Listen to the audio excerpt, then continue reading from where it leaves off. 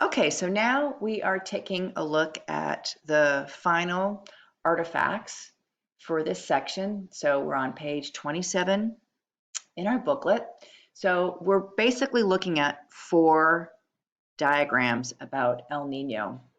This first one asks, what is El Nino and how often does it happen? All right, so over here it tells us El Nino and La Nina are warm and cooling phases of a recurring climate pattern across the tropical Pacific. The pattern can shift back and forth every 2 to 7 years, right? And so this can result in disruptions of temperature, precipitation, winds, those kinds of things. So number 2 asks,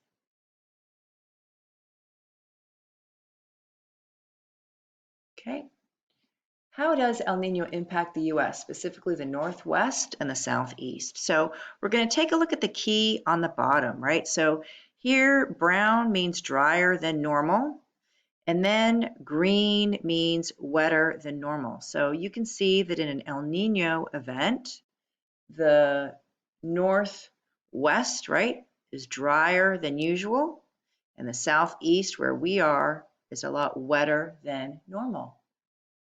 Number 3, El Nino asks, how does El Nino impact the winter weather in Georgia?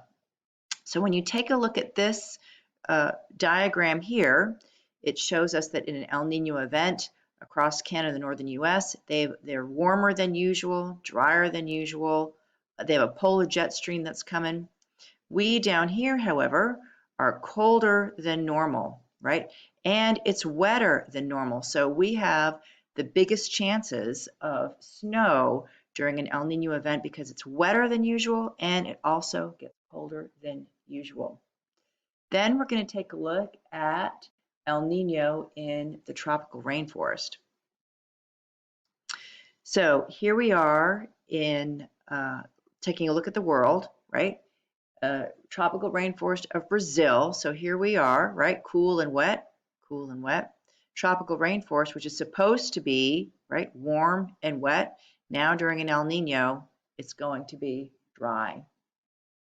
All righty, then the last part on page 27 asks you to use colored pencils or something, and you are going to label extreme weather conditions during an El Nino event over Indonesia and southern US on the map on the right. So you've got a map on your paper.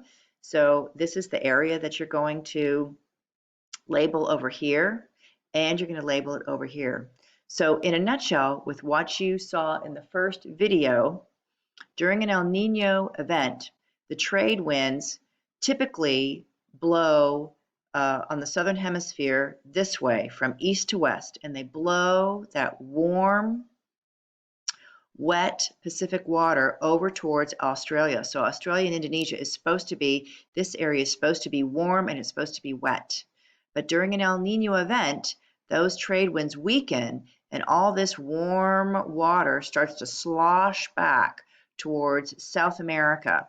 And it's that warm, wet water, wet air comes over to this area, leaving, which makes us wetter, this area, and then leaving Australia and Indonesia under more drier conditions.